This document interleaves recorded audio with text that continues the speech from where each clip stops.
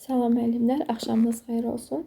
Mən təlimçi Əmraslanova Cəmalə. Bugün sizlə 6-cı sinifin 8-ci mövzusu olan məlumatların konstruksiya edilməsi, düzbucaqlı və müxtəlif formalı detalların çertyoju mövzusu haqqında danışacağam.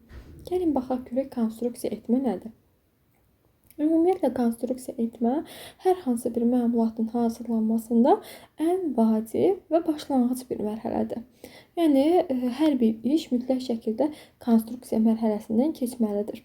Və konstruksiya Latın dilindən götürülmüşdür. Mənası quruluş deməkdir. Mütləq şəkildə konstruksiyanı etməmişdən öncə hər hansı bir məlumatı bir fikrimizdə xəyali bir təsəvvürü canlandırırıq. Daha sonra isə canlandırdığımız təsviri eskizə, texniki rəsmə və yaxud da ki, çertyoja çevirə bilirik. Hansı ki, bunu da əmək sərf etməklə həyata keçirmək olur. Lazımi materiallar seçilir daha sonra təcrübə nümunə hazırlanır. Mütləq şəkildə həmin nümunənin möhkəmliyi, işləmə qabiliyyəti təcrübədən keçirilir. Daha sonra qüsurları aradan qaldırmaq şərti ilə məlumat mükəmməl nəticə alana qədər təkmilləşdirilir. Konstruksiya dedik ki, deməli quruluş deməkdir. Konstruktor isə quruluşçu deməkdir. Yəni konstruksiyanı icra edən deməli mütəxəssis konstruktor, yəni quruluşçu adlanır.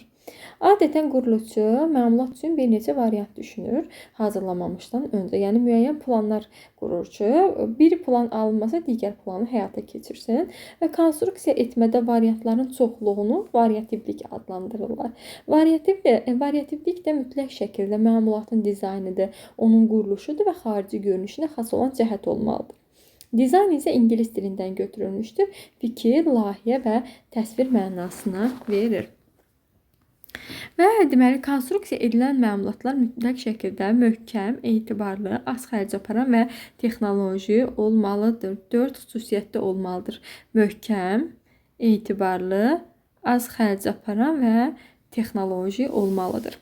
Deməli, hazırlanması üçün az vaxt, maddi vəsait, əmək sərf olunan məlumatlar texnolojidir.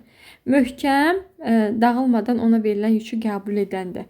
İstismar müddəti ərzində dayanmadan işləyən məlumat etibarlıdır. Ucuz başa gələn isə, əlavə xərc tələb etməyən isə qənaətli məlumat adlanır. Və bütün bu keyfiyyətlər məlumatın keyfiyyətli olması haqqında deməli, belə deyim də bizə məlumat verir. Və oduncağın emalında ən geniş yayılmış detallar düzbucaqlı və ən kəsiyi dairəvi, silindir və konus şəklində olanlardır. Burada şəkil 1 var. Mütləq şəkildə nəzər salın. Baxın, bu bel üçün dəstəkdir. Bel dəstəyidir. Deməli, daha sonra bu isə taxta çəkic üçün dəstəkdir. Taxta çəkic üçün dəstəkdir. Stul ayağıdır. Stul ayağıdır. Yeyə və iskənə üçün deməli, dəstəkdir. Bu isə kartof əzəndir. Bu isə kartof əzəndir. Mütləq buna baxın, dərsdə öyrənən zaman. Stul və stolların oturacaqlarıdır, yeşiklərin yan divarlarıdır. Bunlar müəllimlər düzbucaqlı formasındadır. Ancaq beldir, taxta çəkicdir, xəkəndazdır, yiyədir. Onların dəstək hissələri isə silindir və konus şəklində olanlardır. Hər hansı bir məlumatları deməli, mütləq şəkildə hazırlayan zaman bunu emalatxanalarda həyata keçirmək lazımdır və məlumatların hazırlanması üzrə iş eskizdir, texniki rəsmdir və çertyojun yerinə yetirilməsindən başlayır. Yəni, bu hər zaman belə olub ki, hər hansı bir məlumatı hazırlamamışdan öncə mütləq şəkildə eskizin, deməli, texniki təsvirin və yaxud da ki, çertyojun hazırlamaq lazımdır. Çünki həmin deməli, planları qurduqdan sonra biz həmin təsvirləri həyata keçirməyə başlayırıq. Bu müəllimlər 2 detallı taxta çəkicidir. 2 dənə detal var. Bir bu hissədir, bir də bu hissə. Başlıq və dəstək hissədən ibarətdir. Bu isə otaq bitkiləri üçün atlıqdır. Bu 3 detallı adlanır. Bu isə ayağı var, ayaq hissəsi var. Daha sonra reykaları var və şurup və yaxud da ki, mismardan ibarətdir. Və bir neçə detaldan ibarət olan məlumatlar yığma çertyojlarında təsvir olunur. Bu hissəyə nəzər salın. Və bu isə müəllimlər bucaqlığın yığma çertyojudur. Burada əsas görünüşdür. Bu əsas görünüşdür. Bu yandan görünüşdür. yandan görünüşdür. Bu hissə spesifikasiyadır. Bu hissə spesifikasiyadır. Bu hissə isə əsas yazıdır. Deməli, burada hansı ki nəyə nəzər salın? Burada hər belə deyim də xanada müəyyən hissələr verilmişdi ki, həmin orada nömrədir, addır, saydır, materialdır. Bunlar harda öz əksini tapırdı? Bunlar spesifikasiyada öz əksini tapırdı. Deməli, burada xəttkeşdən söhbət gedir. O dayaqdan və yapışqandan ibarətdir. Sayı 1 ədəddir. Materialı toz ağacından istifadə edilmişdir. 1-in 2-yə kiçiltmə miqyasından istifadə edilərək hazırlanmışdır. Və nümunə kimi bucaqlığın yığma çertyojuna nəzər salaq. Bucaqlıq 90 dərəcəlik bucaq altında yerləşir. Onlar bir-birinə yapışqanla dəqiq yapışdırılır. Tərpənməz dayaq və baş xəttkeş hissədən ibarətdir.